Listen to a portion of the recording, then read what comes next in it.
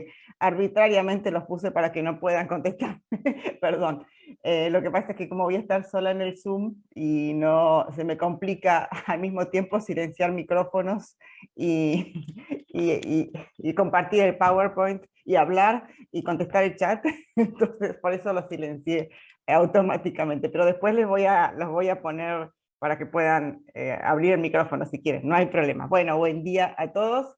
Ya en estos encuentros, ya las caras son todas conocidas, así que es un gusto. Les agradezco la perseverancia, en realidad, y les agradezco un sábado a la mañana, levantarse temprano. Bueno, supongo que todos somos adultos y estamos despiertos, pero les agradezco que se levanten temprano o que se despierten para este tipo de encuentros.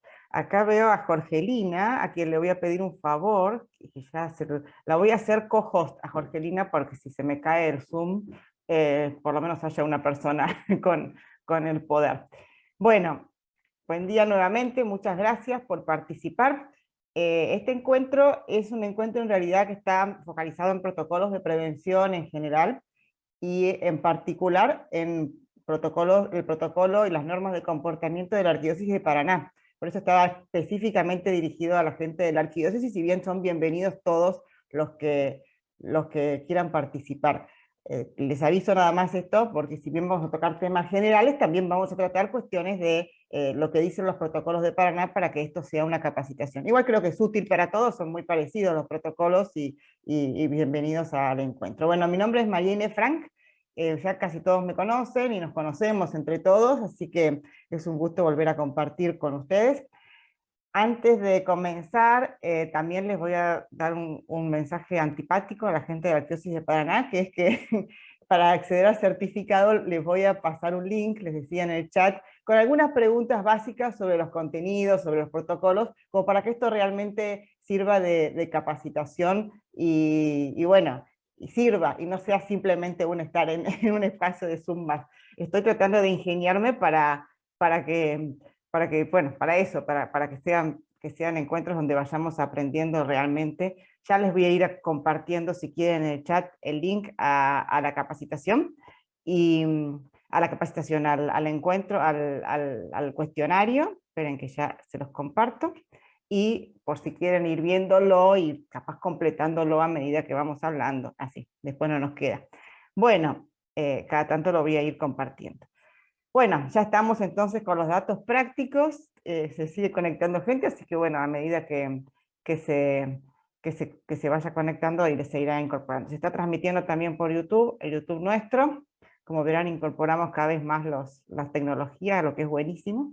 Y bueno, y vamos a compartir ya un PowerPoint en esto que esperemos que sea una capacitación distendida. Y bueno, acá estamos. Y que al final podamos conversar un poco entre todos, ¿no? Ahí estamos. Bueno, creo que están viendo. Si no están viendo, como tampoco pueden hablar, pónganme en el chat, no estamos viendo, y yo el chat sí lo puedo ver. Pero bueno, si bien, como les decía, es una capacitación sobre las normas de Paraná, esto no significa que no sea útil para otro tipo de normas, o para otras diócesis o comunidades religiosas. La experiencia de arquidiócesis es esta, así que la compartimos y la ponemos a disposición de todos aquellos que quieran acompañarnos y que quieran conversar con nosotros. Antes de ir a la normativa, a ver, para organizarnos, este espacio lo hemos organizado en dos grandes partes que van a ser todas seguidas, obviamente, pero la primera parte es protocolos de acción, de actuación. Perdón, la primera parte es normas de comportamiento, y la segunda parte es protocolos de actuación, que son los dos documentos marco que tiene la Arquidiócesis de Paraná para la prevención y para la protección. Estos documentos los hemos actualizado hace un par de meses. El obispo firmó la actualización porque hubo cambios tanto en el protocolo de actuación de la provincia de Entre Ríos, que es donde pertenece la Arquidiócesis de Paraná, como en la normativa canónica al respecto. Por eso hemos actualizado los documentos para que estén acordes y que sean congruentes.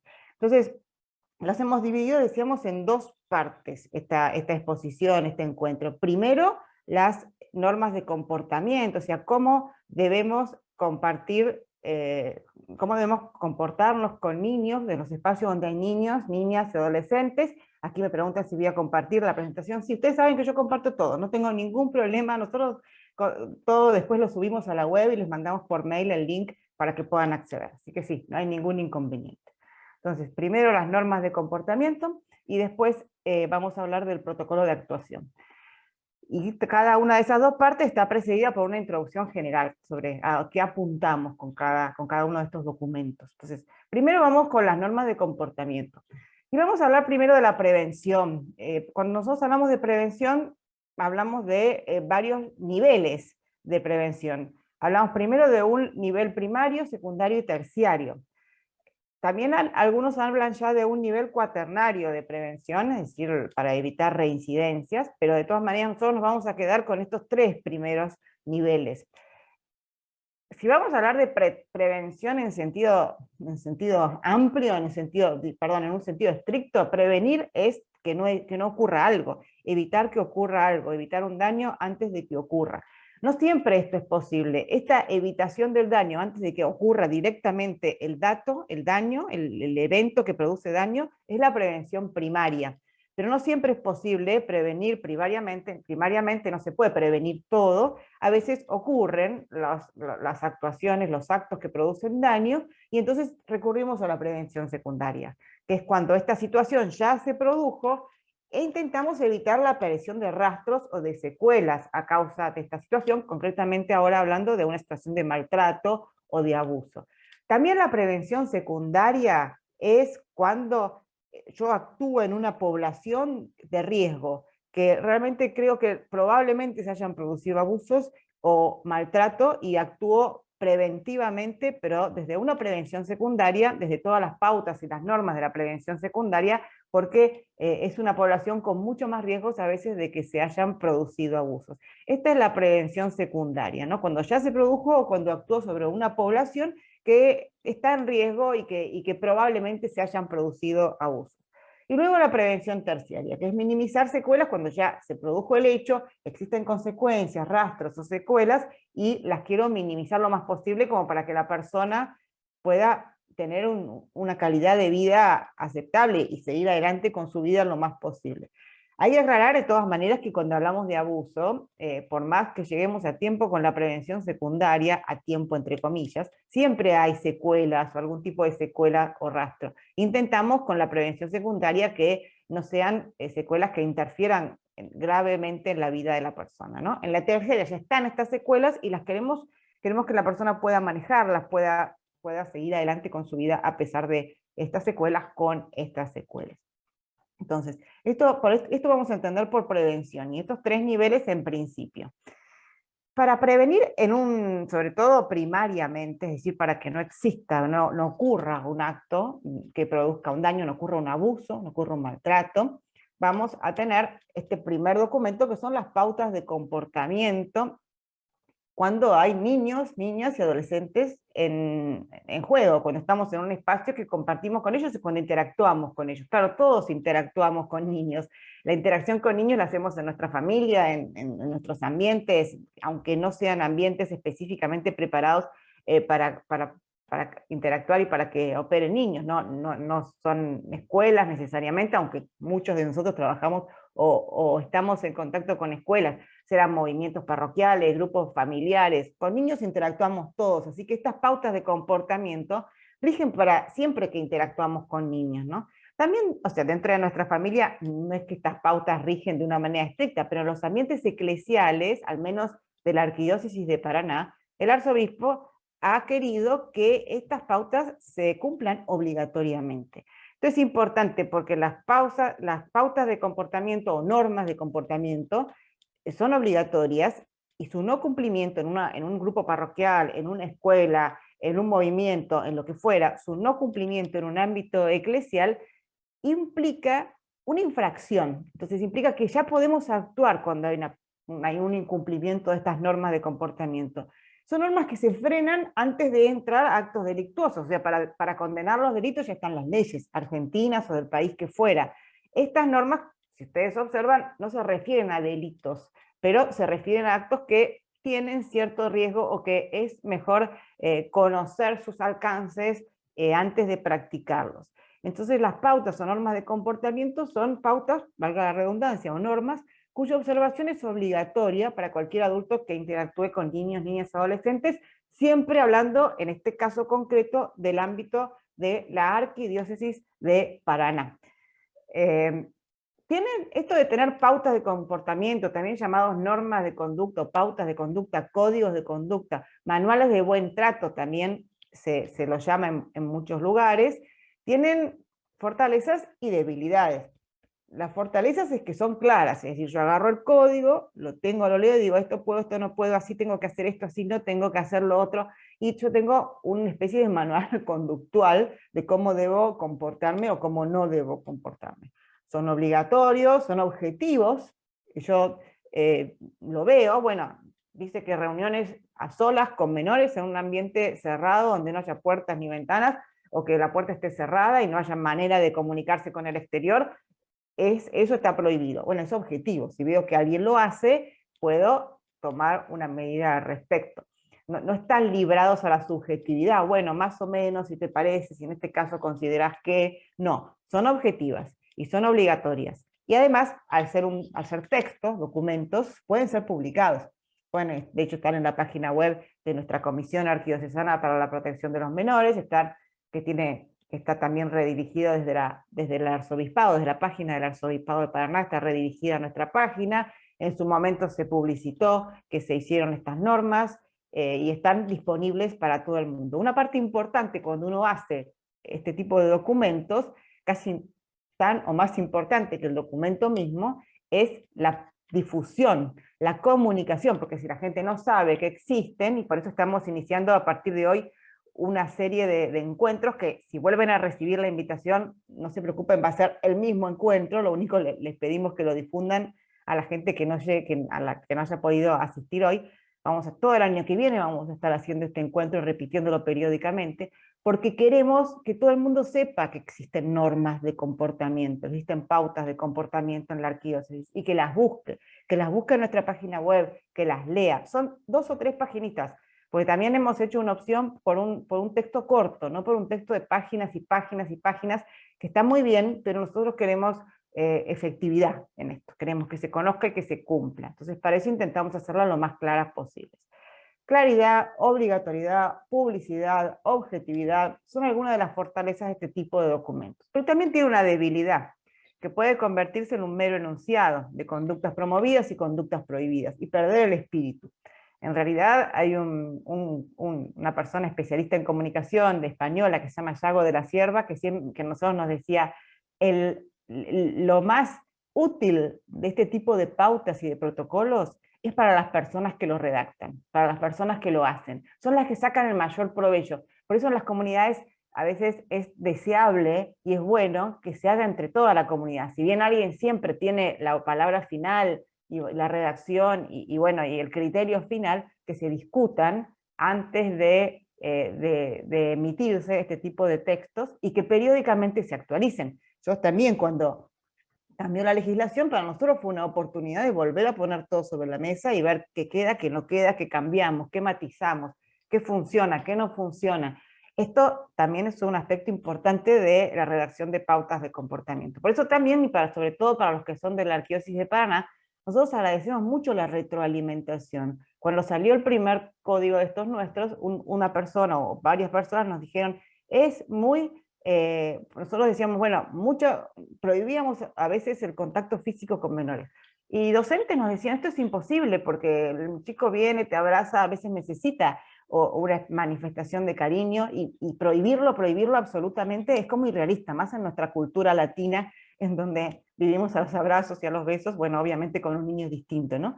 Pero bueno, nosotros matizamos un poco esto, si bien para nosotros es importante la prudencia en el contacto físico, y no cualquier contacto físico es igual, es decir, no cualquier abrazo es igual con un niño, hay abrazos y abrazos, y en esto hay que ser muy cuidadosos, el espacio personal, la invasión del espacio personal puede generar una incomodidad que pueda ser más o menos grave. En esto es sumamente importante ser cuidadosos y prudentes.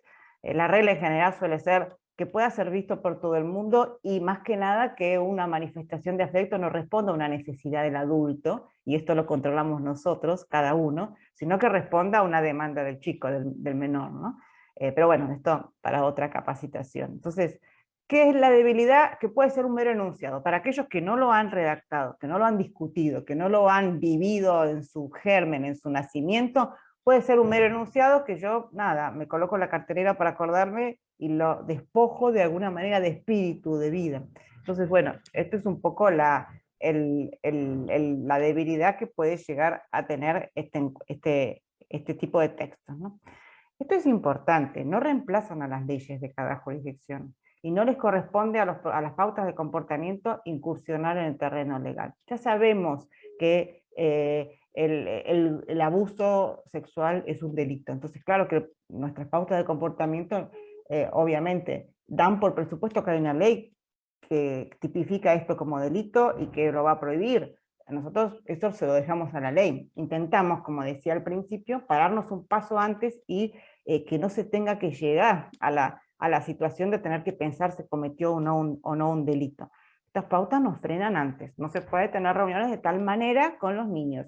Tenerlas no es un delito el abuso, pero vamos a frenarnos un poco antes y a ofrecer un plus en la seguridad de los niños en nuestros ambientes. Entonces, no reemplazan a las leyes. En algunos lugares ha habido pautas y protocolos que han dicho cosas que prácticamente estaban en las leyes y han sido muy criticadas por eso, porque la Iglesia no tiene una jurisdicción aparte para estos delitos. Estos delitos están regulados en cada estado. La Iglesia puede en sus ambientes ser más cuidadosa, y eso es lo que intentamos a través de las normas de comportamiento, ¿no? Son enunciaciones no exhaustivas, es decir, no podemos cubrir todo en un manual o en un código de comportamiento.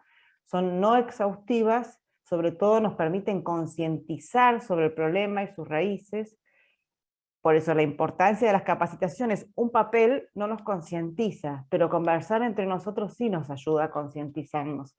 Cuando hacemos este tipo de documentos, también, además de la publicación, es importante, no lo llamaría capacitación, pero sí encuentros de concientización, y también la capacitación, por supuesto. Entonces no puede quedar todo en un mero papel, sino que también tiene que ser promovido, charlado, conversado, conocido. Entonces, permiten concientizar, este es el primer objetivo de estos protocolos y códigos, y también permiten colocar barreras objetivas para evitar abusos y desalentar que se cometan los abusos, ¿no? Cuando hay barreras objetivas, ¿qué son barreras objetivas? Y bueno, esto que les decía, por ejemplo, no se permiten reuniones a solas entre un adulto y un niño en un ambiente cerrado. Esto es una barrera objetiva. Si una persona adulta tiene una tendencia a maltratar o abusar o una intención de hacerlo, sabe que en la institución donde está prohibido que se reúna a solas de esta manera con un niño. Sabe que si alguien lo ve o alguien lo sabe, va a denunciarlo y va a decirlo. Esto es una barrera objetiva. Entonces, claro, se va a cuidar mucho más, y cuidarse implica también no tener este tipo de actos, ¿no? Y si una persona adulta con este tipo de tendencia, de problemática o de intención o lo que fuera, se trabaja en una institución donde hay muchas de estas barreras y está bien planteada la protección, probablemente no le sirva de nada para su instinto o para su deseo o perversión trabajar en esta institución, y probablemente vaya a otra. Por eso los protocolos, si bien, y las pautas de conducta, si bien no son la panacea, dan una protección objetiva importante que, bueno, ayuda a mantener esto que llamamos todos ambientes seguros, ¿no? Siempre suele tratarse de normas obligatorias para quienes se desempeñen en ámbitos eclesiales, y su no cumplimiento debería ser considerado una falta grave, al menos en la Arquidiócesis de Paraná, que es donde estoy yo trabajando en este tema. El no cumplimiento de estas normas, de estas pautas, es una falta grave, es una falta grave. Por eso también consisten en un freno antes de llegar a un delito. Y bueno, vamos concretamente a nuestras normas de comportamiento para la Arquidiócesis de Paraná. Esto las van a tener en nuestra página web, comisiondeprevención.com.ar. Van a tener que ir a documentos arquidiocesanos, y allí están todos los documentos arquidiocesanos. también nos pueden solicitar, pero están publicados. Siempre tratamos de partir, de comenzar, no desde una prohibición, sino desde, bueno, el cristiano tiene que testimoniar el amor de Dios y el cuidado de los demás. Claramente un abuso o un maltrato atenta contra este cuidado, pero la norma no es no maltratar solamente, obviamente sí, llegado a un extremo es esa la norma es tratar bien. Entonces tratar de partir por la positiva, y en esto de partir por la positiva, por lo positivo, tenemos el Evangelio y tenemos lo que el Señor Jesús vino a pedirnos, como ámense los unos a los otros. Esto va mucho más allá del buen trato, va mucho más allá del no abuso, del no maltrato. Amarse los unos a los otros como hermanos y testimoniar ese amor. Obviamente el abuso no es testimoniar ese amor, sino que es un antitestimonio de ese amor. Por eso, ser conscientes también del potencial de cuidado que tiene nuestro mensaje evangélico, más allá de lo que digan las leyes, que hay que cumplirlas claramente, pero nosotros tenemos un mandato más amplio y un mandato quizás más exigente, ¿no? Partir de este mandato, ser conscientes de este mandato. Y a partir de este mandato saber que esto implica límites con los demás, implica límites no solamente con los niños, acá estamos hablando de niños y de personas vulnerables, pero implica límites entre todos. Límites, y ahora sí, sobre todo con los niños y personas vulnerables, en las expresiones afectivas.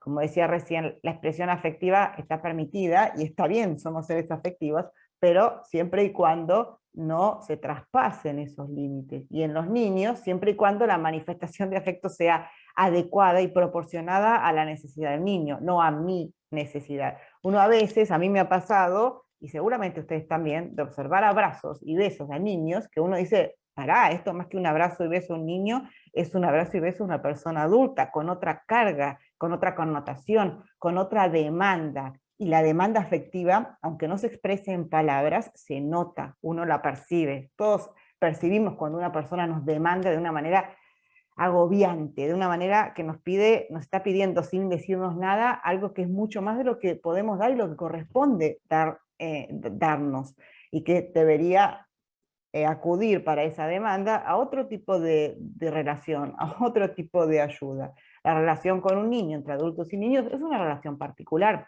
no es una relación de igual a igual, no es una relación de pares. Uno cuando está con niños siempre está en funciones, nunca puede relajarse del todo, y está bien que así sea. Nunca puede, tiene que tener un filtro en lo que dice, tiene que tener un filtro en la apariencia, tiene que tener un filtro en el trato. No por un tema moralista, no por un tema así conductual, meramente conductual, sino porque esa persona, ese niño está en crecimiento, está en desarrollo. Lo que observa de mí lo observa desde otro punto de vista, desde otro lugar, le produce un efecto distinto que el que puede producirle a una persona adulta, porque percibe a los adultos de forma diferente, justamente porque está desarrollándose, porque está creciendo, porque está madurando. Y no tenemos derecho a interrumpir ese desarrollo, a complicar ese desarrollo, obstaculizarlo, hacerlo sentirse incómodo con algo que no puede, porque no está preparado para entender, para captar, para tratar. Por eso el cuidado de los límites con los niños es particularmente importante. Y por eso, aunque suene antipático, siempre estamos en funciones cuando estamos con niños. Por más que estemos con nuestros hermanitos más chicos, con nuestros hijos, los padres lo sabemos bien, lo saben bien, yo no soy mamá, pero los padres lo saben bien, que cuando están con niños hay palabras que no pueden decir, hay comportamientos que no pueden tener, aunque sean sus hijos, porque por más que le tengan la mayor confianza. No implica falta de confianza esto, implica una confianza apropiada a las personas que estamos en juego. Entonces, el protocolo de Paraná, las normas de comportamiento de Paraná se van a referir a expresiones afectivas siempre proporcionadas, al respeto del contacto físico. El niño merece respeto, y el respeto que merece el niño, por supuesto, también el adulto merece un respeto, pero tiene particularidades especiales, el respeto del contacto físico.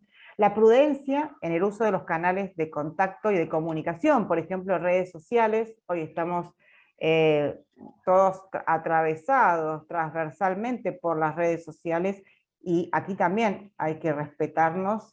Y las redes sociales tienen un riesgo particular, tienen una excelente oportunidad, presentan para la difusión, para el trato, y sabemos que los jóvenes, sobre todo los nativos digitales, para ellos las redes son como la realidad real para nosotros, no hay ninguna diferencia, y nos dan un montón de oportunidades de acercamiento, un montón de oportunidades de estudio, de desarrollo, pero también riesgos. Entonces, nosotros adultos tenemos que ser conscientes de esos riesgos, y las normas de nuestra arquidiócesis nos explican y nos piden una especial prudencia en el uso de estos canales.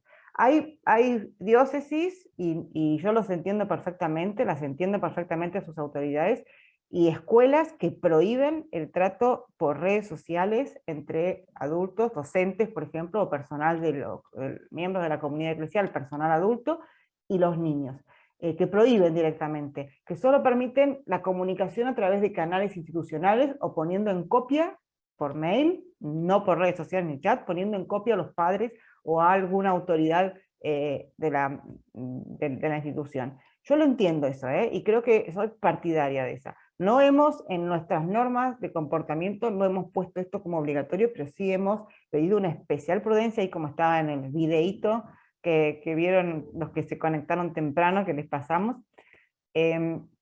una especial prudencia y con el conocimiento y la conciencia de que la responsabilidad es nuestra, y lo que ocurra es nuestra responsabilidad. Por eso, si se sugiere no aceptar a niños en nuestras redes sociales, y si los aceptamos, somos responsables de lo que publicamos y de lo que comunicamos a través de ellas. No somos tan libres y no es un ámbito tan privado. Es un ámbito bastante público, y si hay niños, ya entramos en un terreno donde incluso pueden cometerse delitos según lo que publiquemos o según lo que digamos a través de esas redes. La actitud profesional en trato con niños. Tratar con niños, no cualquiera puede hacerlo, sobre todo en instituciones estamos hablando, se necesita ser un profesional. No es que uno es simpático y le caen bien los chicos y le encanta y se siente re tierno con los chicos y listo, ya está apto para tratar con niños. No, no es tan fácil el asunto.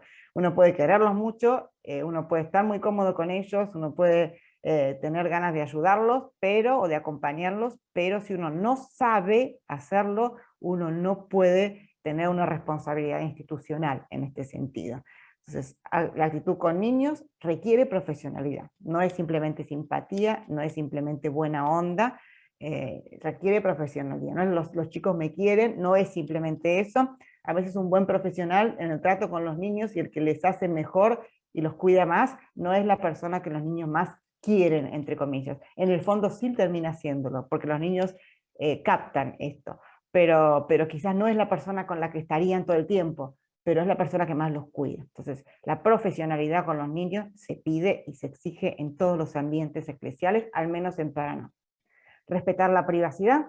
El niño tiene ámbitos privados en donde a lo mejor no quiere contarnos algo, no nos lo cuenta, no quiere, no nos acepta en determinado ambiente, perfecto. La privacidad no significa que si nos enteramos de alguna situación de maltrato o de abuso que esté pasando, no tengamos la obligación de comunicarla a la persona, a la autoridad que corresponda, ¿eh? No es que yo tengo que respetar la privacidad absolutamente.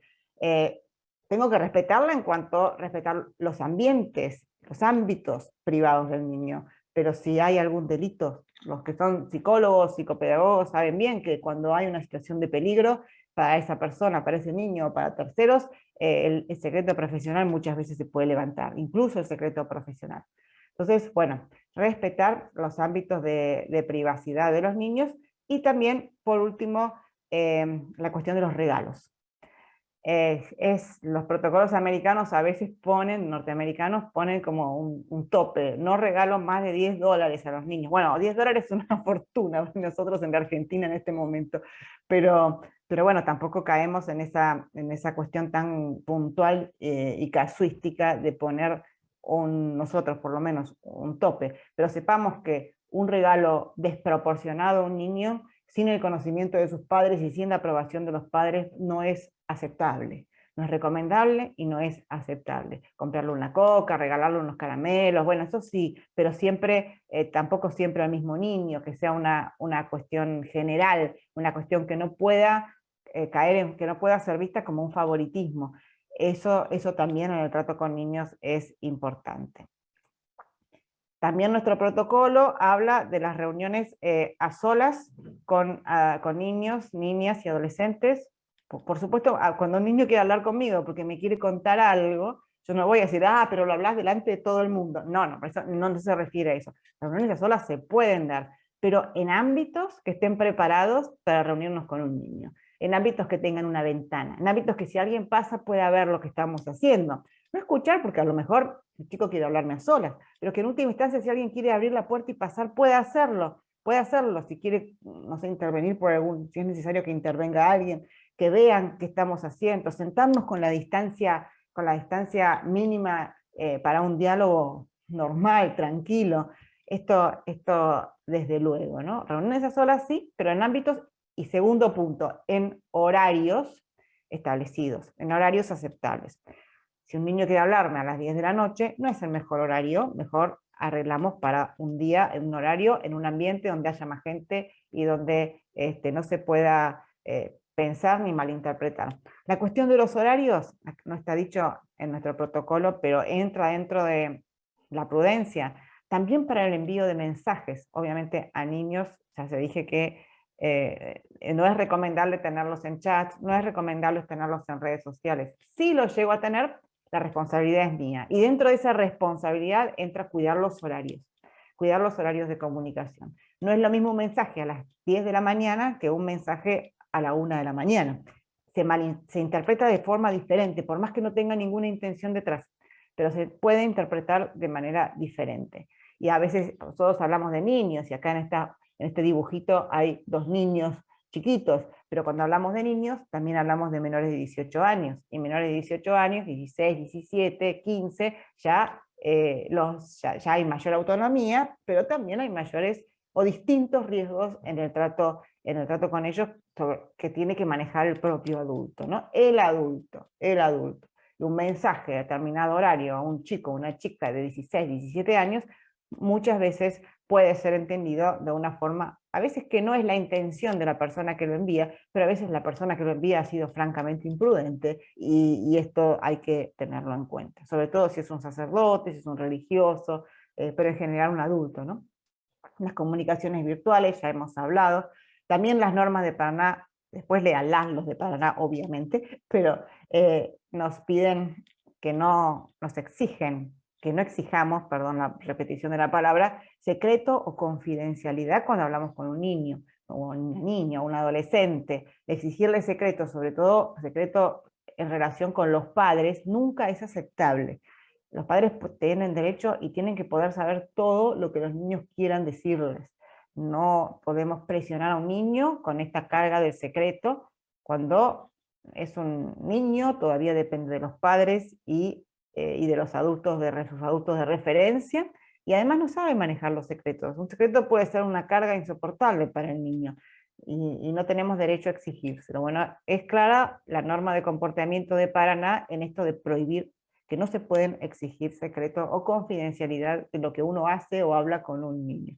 Obviamente, los americanos también hacen esto de secretos buenos, secretos malos. Hay secretos que, bueno, si yo le compro un regalo a la maestra entre todos, le voy a pedir a los chicos que no digan nada. Ahora, ¿se los puedo exigir? No, no se los puedo exigir. En general, el manejo de los secretos es algo que se aprende, y a lo mejor el niño no está preparado a manejarlo. Por eso también muy importante esto de, cuando alguien exige secreto o confidencialidad a un niño sobre una actividad que tiene con ese niño, yo abro los ojos mayúsculos y ya empiezo a mirar qué otro indicador puede haber, porque no me gusta claramente. Cuando alguien le hace un regalo carísimo a un niño, a mí no me gusta. Yo, si fuera mamá, y le hacen a un hijo mío un regalo carísimo a un tercero, no me gustaría. Obviamente si habla conmigo y nos ponemos de acuerdo, y si es una persona de confianza de la familia y el secreto está a la luz de todos, todo el mundo lo sabe, es distinto, pero bueno, si no están estos elementos, yo, mamá, yo, papá, me pongo en guardia con esa persona, y no me gusta mucho la situación. Yo sé que estoy diciendo algo antipático, pero el hacer regalos ha sido una de las formas de captarse el cariño y la voluntad de los niños. Un niño de 10 años, si le regalo una computadora, me lo compré. Si le regalo un celular, me lo compré. Para mí puede significar unas cuantas cuotas en mi tarjeta de crédito, y para el niño significa la vida entera. Entonces, esta asimetría que el niño no está preparado para entender ni para manejar, evitémosla. Y esto es lo que busca esta norma en este código puntual. Bueno, también las normas dicen que esta prevención de abusos es responsabilidad de todos. Por supuesto, la responsabilidad máxima la tienen las autoridades eclesiales, institucionales, pero todos los que estamos en ese ámbito tenemos responsabilidad, por eso tenemos que conocer las normas, capacitarnos, concientizarnos, cumplirlas, y bueno, y hacer lo que podamos para que la iglesia vuelva a ser y sea para siempre un lugar seguro para todos, ¿no? Sobre todo para aquellos más vulnerables y más pequeños. Y la capacitación, obligación de capacitarnos, obligación moral, y también nuestro arzobispo, el monseñor Puigari, nos pide que esta capacitación sea obligatoria, es decir, que no nos pide, nos exige la capacitación y el conocimiento y cumplimiento de estas normas, si queremos participar, trabajar como voluntarios o como empleados o como lo que fuera de los ámbitos eclesiales. Y por ámbitos eclesiales también están las escuelas, están todos los centros que pertenezcan a personas jurídicas de la Iglesia Católica, a la Iglesia Católica, ¿no? Bien, esto con respecto a la primera parte, que es la de las normas de comportamiento. Ya después les voy a abrir el micrófono, pero no es muy larga hoy la presentación, así que después vamos a poder hablar. Protocolo. ¿Qué es exactamente un protocolo? Normas es un conjunto de conductas aceptables, no aceptables. Protocolo es un conjunto de pasos, un conjunto de pasos para actuar ante una situación. Los protocolos surgen en general porque a veces las leyes son muy engorrosas, son muy difíciles y a veces tienen un margen para la interpretación que el protocolo la simplifica. Cuando ocurre un hecho de esta naturaleza, por ejemplo, vamos a centrarnos en lo que nos ocupa, cuando ocurre un hecho de esta naturaleza, ocurre un abuso o una sospecha de abuso o un niño revela un abuso, yo si no tengo idea de lo que dice la ley, me bloqueo. Y aunque tenga idea de lo que dice la ley, me bloqueo. El protocolo hace que yo pueda desbloquearme rápidamente y que yo pueda decir, muy bien, ¿qué es lo que tengo que hacer? Punto 1, punto 2, punto 3, punto 4. Por eso el protocolo es una secuencia detallada de un proceso de actuación científica, técnica, médica. En medicina hay un montón de protocolos, en los hospitales hay un montón de protocolos, porque facilitan, resuelven cuestiones concretas, prácticas. Y también estas dos definiciones de protocolo están sacadas del diccionario. La Real Academia Española son dos de las acepciones, no son todas, son las que más se recogen lo que nosotros queremos entender por protocolo. La segunda es conjunto de reglas que se establecen en el proceso de comunicación entre dos sistemas. Acá, no sé, Jorgelina sabe de sistemas, ¿no? Yo no tanto, pero yo entiendo y por eso dejé esta definición por esta razón, porque un protocolo establece cómo voy a actuar yo en una escuela, por ejemplo, o en una parroquia, o en un movimiento, cuando ocurre una situación de abuso. Pero ¿qué pasa? Yo soy una parte de los que va a intervenir, quizás ni siquiera la parte mayor, pero si ocurre una situación de abuso, también va a intervenir un abogado, un psicólogo, un juez, un asistente social, a lo mejor un médico del sistema de salud, van a intervenir todos esos sobre un niño que, digamos, lo van a apabullar de intervenciones en alguna medida. Si este tipo de intervenciones, si este conjunto de intervenciones para ninguno es agradable, imaginémonos para un niño que incluso este conjunto de intervenciones muchas veces hacen que el niño se retracte de lo que dijo, porque ve que es tan complicado y tan duro lo que se viene, que se retracta y es mucho más fácil, entre comillas más fácil, porque no lo es, volvemos a la situación anterior, ¿no? Que ya por lo menos es conocida por el niño y en alguna medida él cree que puede manejarla. Entonces, va a haber una serie de intervenciones duras, difíciles, a lo mejor una cámara GESE, a lo mejor un juicio penal, y el niño, si bien se supone que de acuerdo a su edad y a su capacidad y a su nivel evolutivo de desarrollo en la etapa en la que se encuentre, va a intervenir de una manera adaptada a su edad.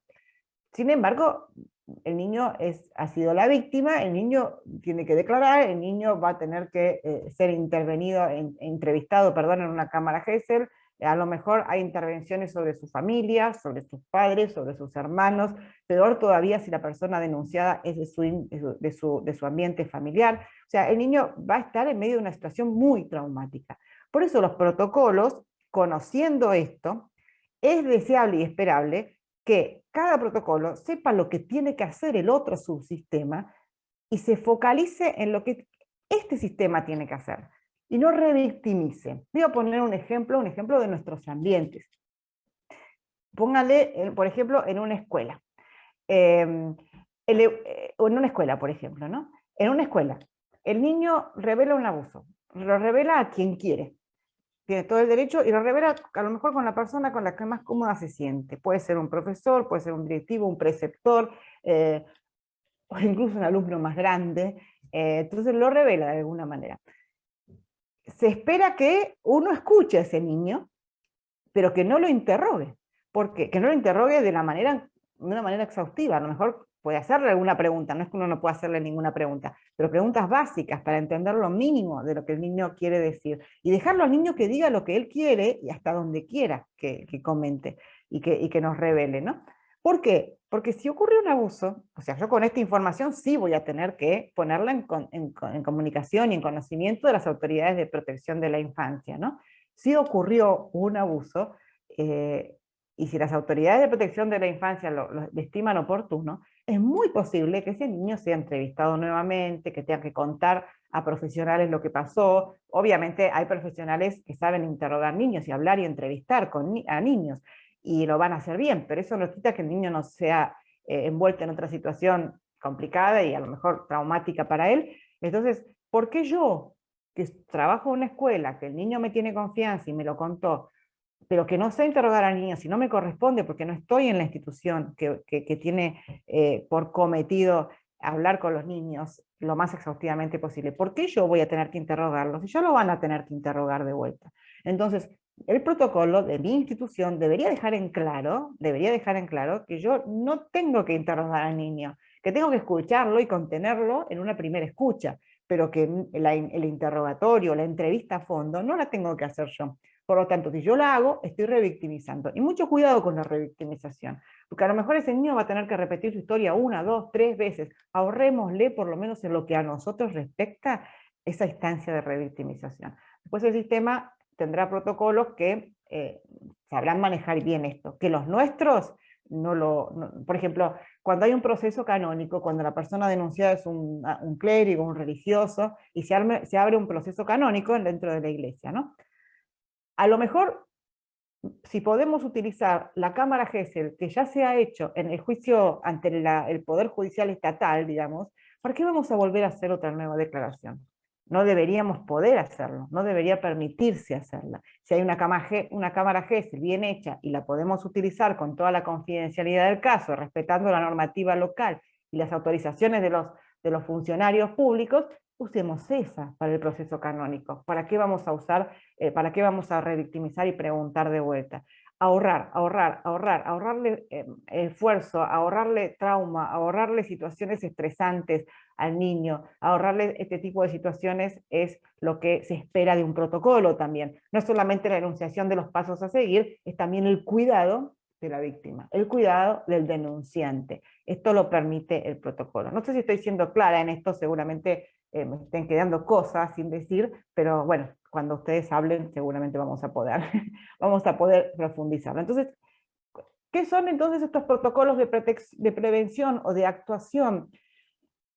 Son secuencias para anticiparse a la producción de un evento dañoso. En este caso, un abuso, pero también una revictimización sería el evento dañoso, ¿no? Para anticiparse a la revictimización.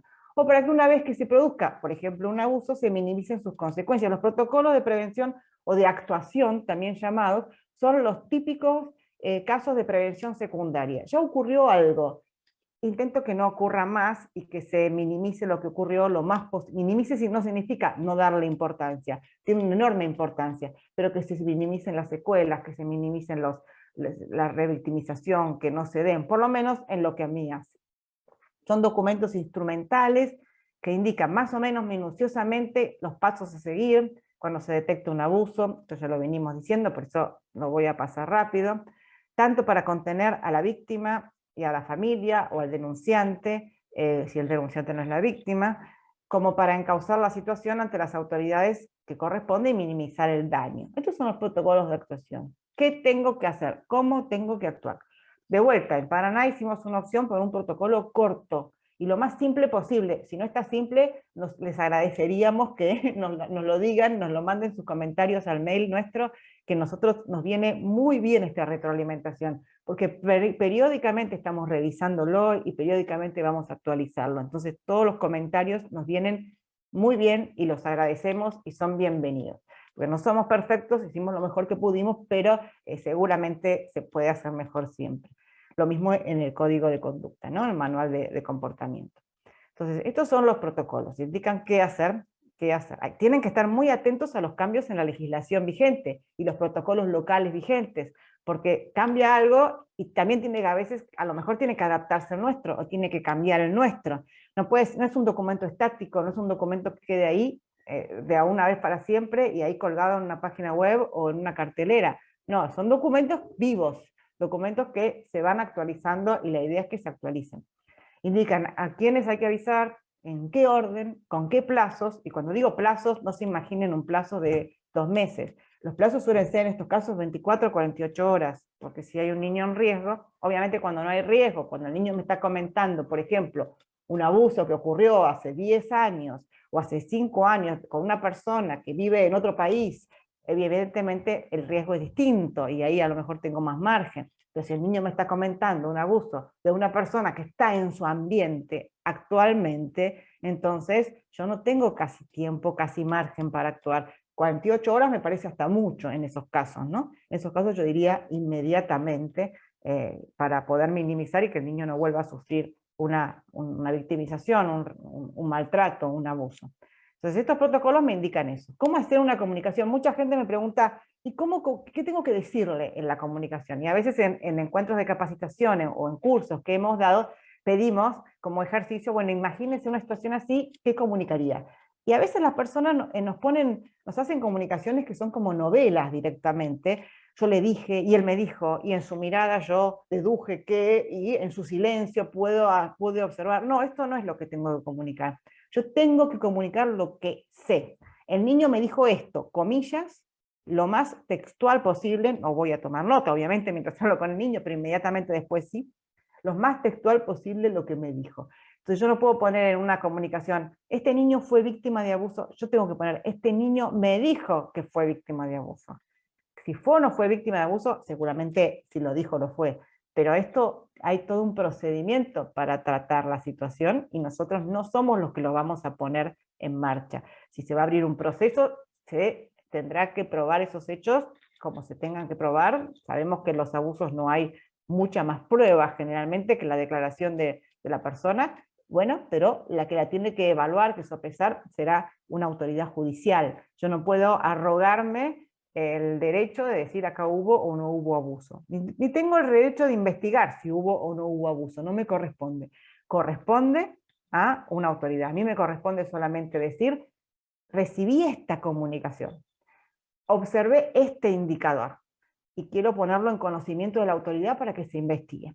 Entonces, esto es lo que nos tienen que decir los protocolos.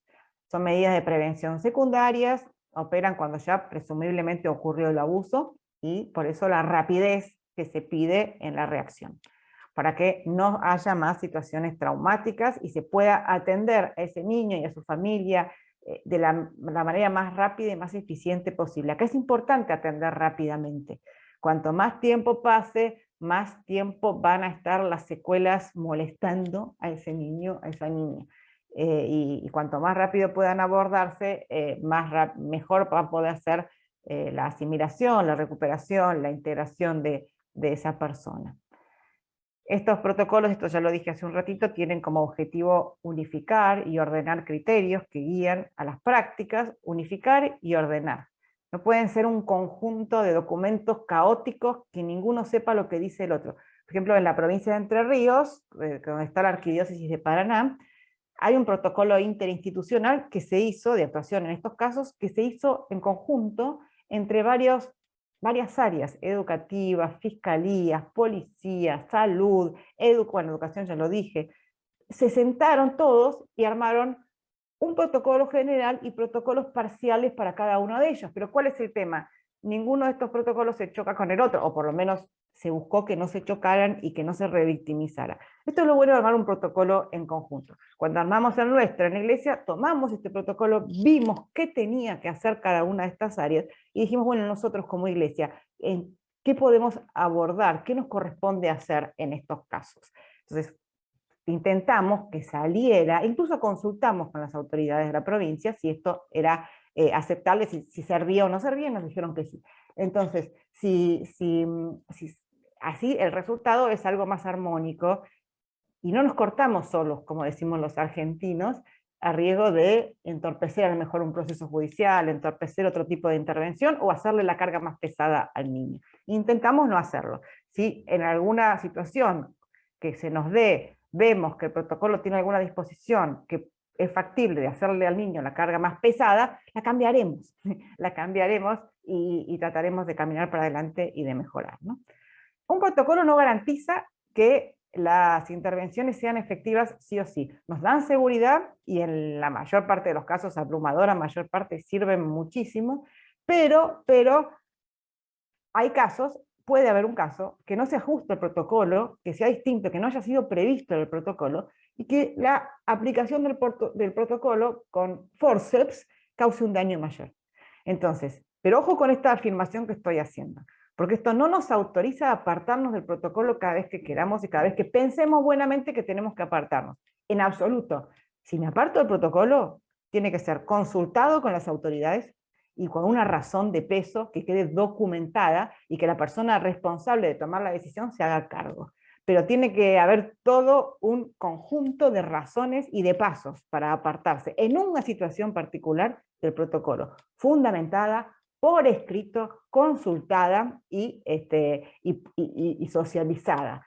Porque si no, el protocolo pierde una de las características que tiene, que es la objetividad, y el permitir que las personas sean evaluadas en su actuación también de acuerdo al cumplimiento o no del protocolo. Pero tampoco el protocolo puede ser una excusa para decir, cumplir el protocolo, listo, me lavé las manos.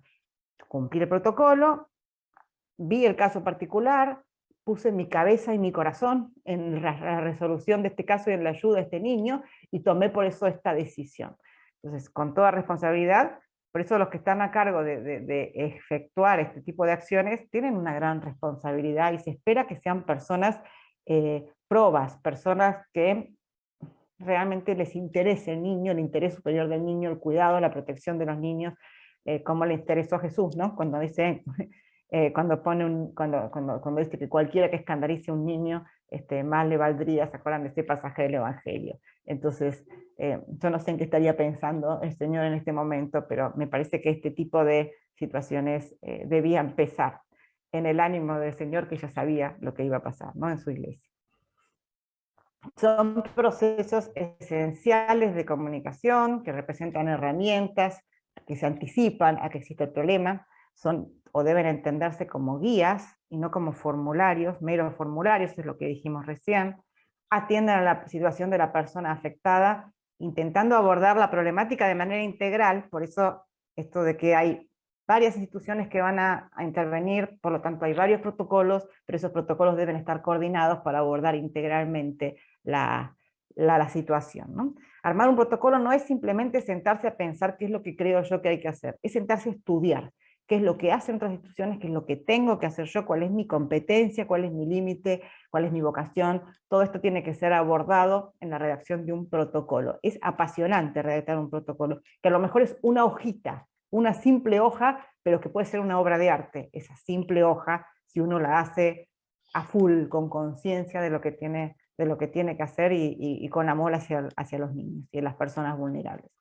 Entonces, requiere un lenguaje común, fácil, simple, no puedo poner definiciones jurídicas ni complejos conceptos psicológicos, porque no lo va a entender la persona que lo va a leer. Lo entenderá un abogado, lo entenderá un psicólogo, pero a lo mejor una persona que simplemente está a cargo de un grupo parroquial, a lo mejor no lo entiende, y si no lo entiende no sirve, tiene que entenderse. Por eso también los que lean nuestro protocolo de Paraná y vean que algo no se entiende, escríbanos, que con todo gusto lo revisamos, y también nos alegra, porque nos alegra poder hacer este tipo de documentos con todos los fieles de la arquidiócesis, o por lo menos los más comprometidos, los que quieran participar, ¿no? Procuran, bueno, Esto ya lo dije, los protocolos procuran saltear algunas dificultades o disfunciones que puedan ocurrir cuando se presta este servicio de cuidado al niño. Deben seguirse para lograr una respuesta apropiada y legalmente sustentable. El protocolo tiene que ser legalmente sustentable, no puede oponerse a una ley. Si la ley me dice que hay que comunicar a las autoridades de protección de la infancia obligatoriamente una situación o una sospecha de abuso, de maltrato o de determinados riesgos, mi protocolo no puede decir consultar al directivo si hay que comunicarlo. No, no puede decirlo. Tiene que decir hay que comunicarlo. No puede entenderse elípticamente, no puede no entenderse, o sea, no puede ser un obstáculo para la comprensión y la aplicación de la ley. Eso es algo, tiene que ser prístino en ese sentido. Eso es algo clave en el protocolo.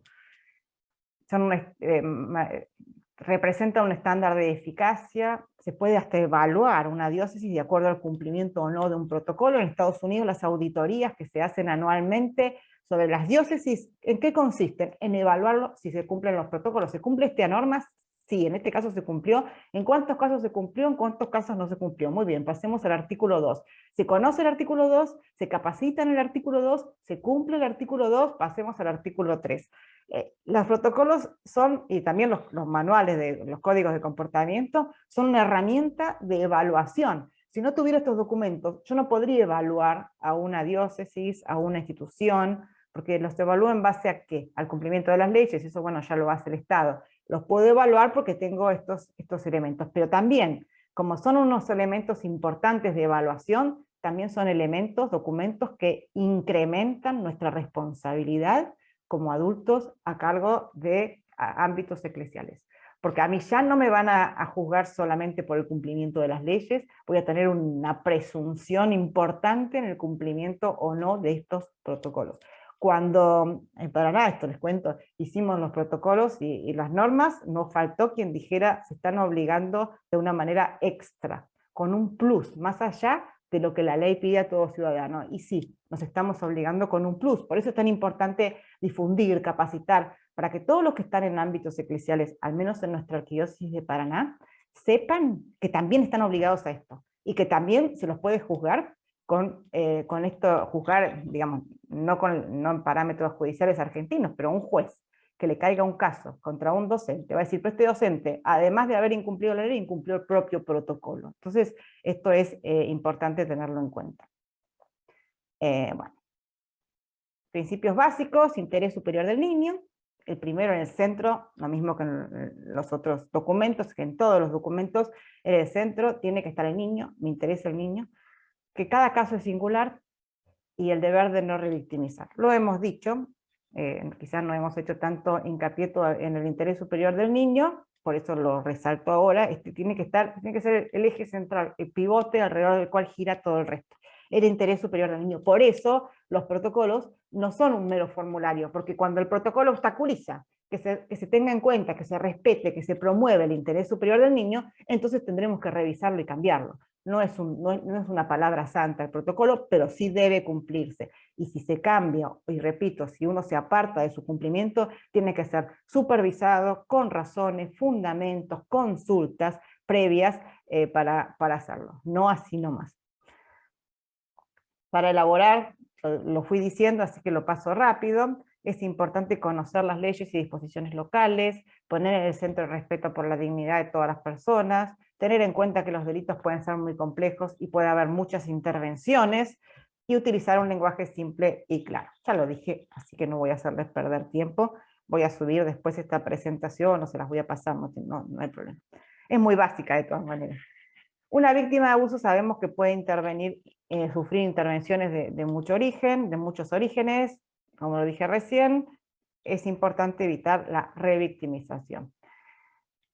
Vuelvo a insistir en la revictimización porque a mí me parece central y creo que es uno de los problemas en los que puede caer un protocolo mal hecho. Un protocolo no realizado con el suficiente cuidado. Tiene que tener mucho cuidado la redacción de unos protocolos así.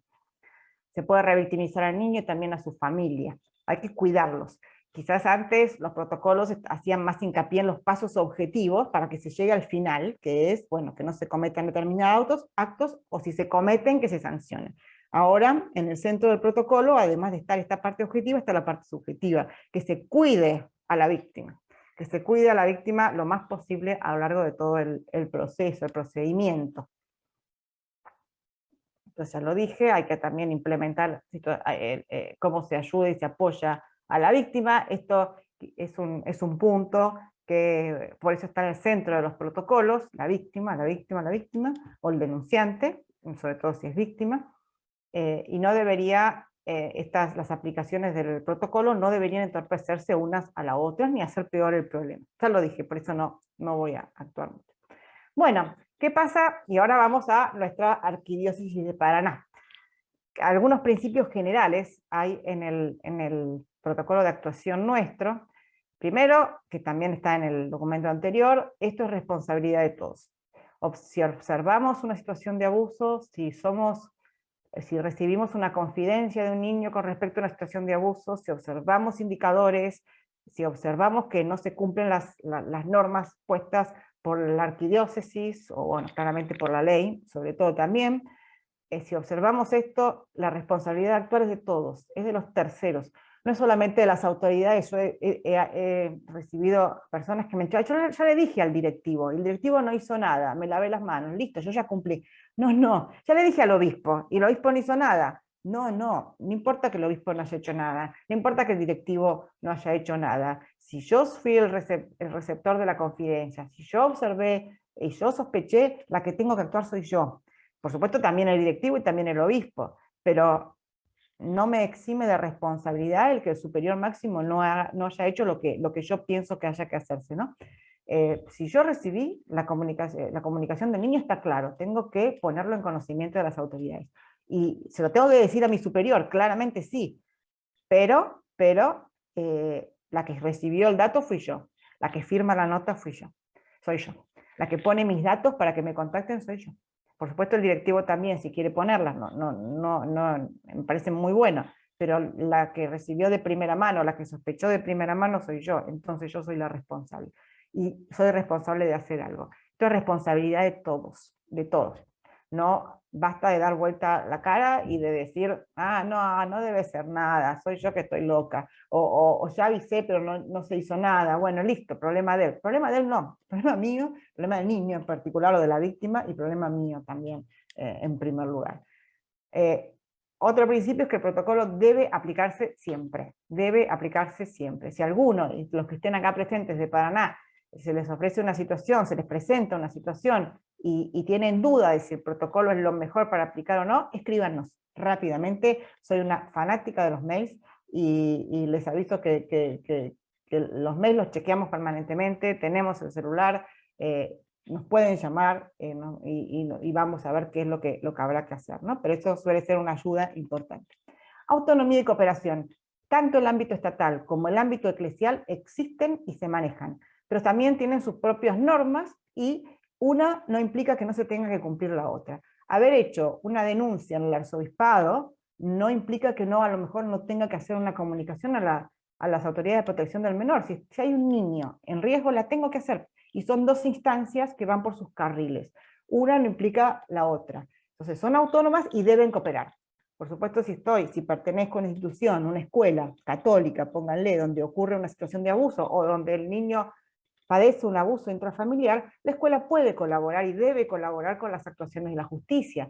Y no es el objetivo de este encuentro, pero a veces ofrecemos encuentros específicos para docentes o para directivos, en donde ponemos las instancias en las que se espera que la escuela participe y lo que la escuela puede hacer, el acceso a qué tipo de información tiene la escuela que no la tienen a veces ni la familia con respecto al niño, y que puede ayudar al bienestar del niño y a que se lleve a cabo el proceso o el procedimiento de la mejor manera posible para él. Entonces la autonomía son dos instancias separadas que pueden y deben cooperar, al menos en la Iglesia tiene que cooperar con las autoridades estatales, y muchas veces las autoridades estatales cooperan con la Iglesia. Cuando les decía, por ejemplo, hay un proceso canónico, y hay una cámara juez derecha en el juicio penal ante las autoridades del Estado, ante el Poder Judicial Estatal, y cuando el juez me permite utilizar en el proceso canónico esa cámara juez, está cooperando.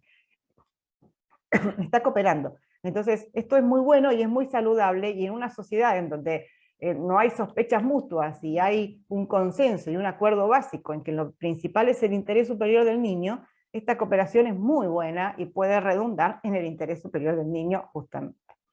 También nuestro protocolo nos habla de que ante el conocimiento sospecho del abuso, en ámbito eclesial, puede revelarlo el mismo niño, víctima, puede manifestarlo los padres, también puedo ver indicadores claros, lo puede manifestar un tercero, no necesariamente los padres, pero ante este conocimiento, si el abuso no fue intrafamiliar, lo primero es la comunicación a los padres, la comunicación a las autoridades locales de protección de la infancia y la comunicación a las autoridades eclesiales. Estas son las 3 comunicaciones que hay que hacer en los ámbitos de protección, cuando ocurre un abuso en un ámbito eclesial sobre un niño, ¿no? A los padres tienen que saber, o cuando hay una sospecha o un indicador fuerte, los padres tienen que saberlo, tiene que saberlo la autoridad local de protección, en el caso de Entre Ríos es la Defensoría, pero de todas maneras también se puede comunicar estos hechos a un juzgado, a una fiscalía, a la policía. En realidad la Defensoría es la instancia propia delegada por ley provincial para esto, y por los protocolos provinciales. Pero bueno, si uno no sabe cuál es y no sabe cómo comunicarse, puede preguntar en una comisaría, puede preguntar en otra dependencia que tenga que ver con el tema. Y por eso es importante tener claro en cada jurisdicción cuál es la instancia y cuál es el teléfono y cuál es el mail o el domicilio para acudir a hacer alguna consulta. A veces nos solucionan mucho, ¿no? Y la comunicación a las autoridades eclesiales. Desde el año pasado hay una obligación en todas las diócesis de tener designada una persona o un sistema para denunciar o comunicar, es la palabra, informar este tipo de inquietudes. Hay un encargado de recibir informes, este tipo de informes en cada diócesis. En la arquidiócesis de Paraná soy yo. Yo también soy en la diócesis de Gualeguaychú y de Concordia, para los que están acá. Toda la provincia eclesiástica de Entre Ríos, yo soy la designada. Al final de esta presentación van a tener el mail al cual se pueden dirigir, no solamente para decir pasó esto, creo que pasó esto, sino alguna inquietud, cualquier cosa que tengan en relación a esto y que quieran consultarlo, en la medida en que yo pueda ayudarlos voy a estar disponible, así que me pueden escribir y esta es mi función además. Si la víctima es menor de 18, es obligatorio efectuar en Argentina esta presentación, ¿no? Lo pongo porque creo que no se va a insistir demasiado en esto.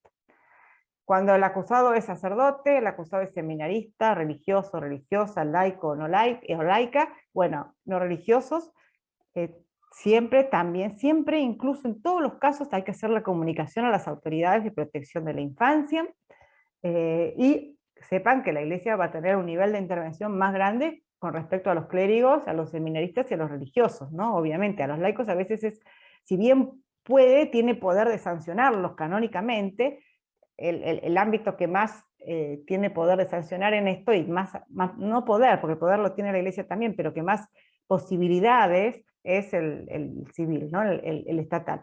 Pero de todas maneras, la denuncia, la comunicación al ámbito estatal tiene que estar en todos los casos, y también la comunicación al ámbito eclesiástico.